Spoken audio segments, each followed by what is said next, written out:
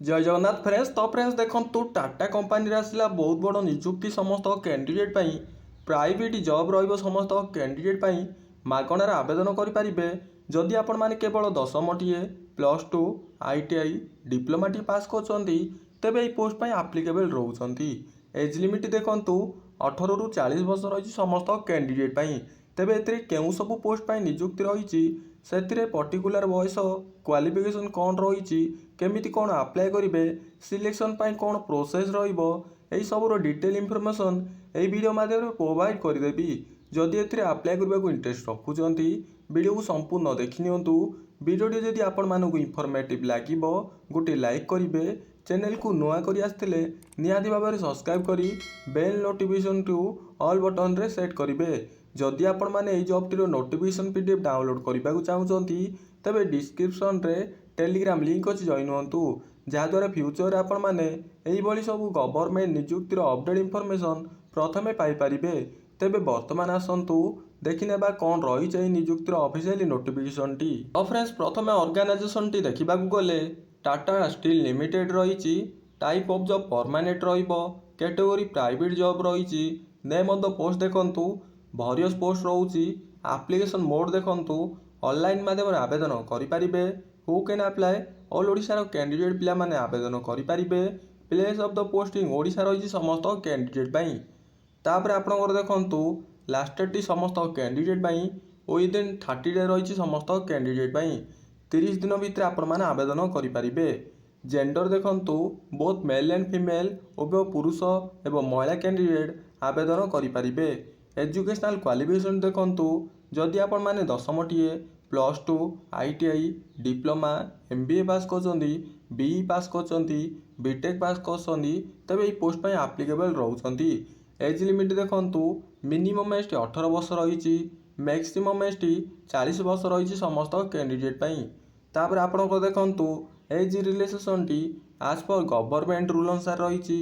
OBC student 3 वर्ष रही, ST SC PWD candidate 5 वर्ष रही, एक्स सर्विसमैन कैंडिडेट 5 वर्ष रही, PWD plus SC ST candidate 15 वर्ष एज रिलैक्सेशन टी रोची।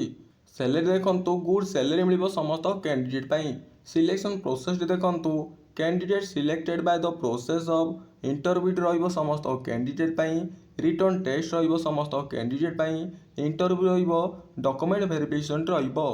एप्लिकेशन फीस देखंतु समस्त कैंडिडेट ग्रहण रोची। General candidate EWS candidate OBC candidate female candidate SC ST candidate समस्त कैंडिडेट फ्री रही समस्ते मागणार आवेदन करें ऑल कैंडिडेट पिला माने। तापर आपणकर इंपोर्टेंट डॉक्यूमेंट देखंतु all qualification certificate indicating the date of birth to recent colour size passport size photo caste certificate experience certificate ID card दरकार हो समस्त कैंडिडेट इंपोर्टेंट डेट देखंतु अप्लाई स्टार्ट डेट टी ऑलरेडी स्टार्ट हो गलानी। Apply last date देखंतु within 30 day रही समस्त कैंडिडेट तापर आपण माने देखंतु तळु तळु स्क्रॉल करंतु इंपोर्टेंट लिंक रही समस्त कैंडिडेट जदि आपण माने इंटरेस्ट रखुछन आवेदन करने को अप्लाई ऑनलाइन लिंक पर क्लिक करी आपण माने आवेदन करेंगे।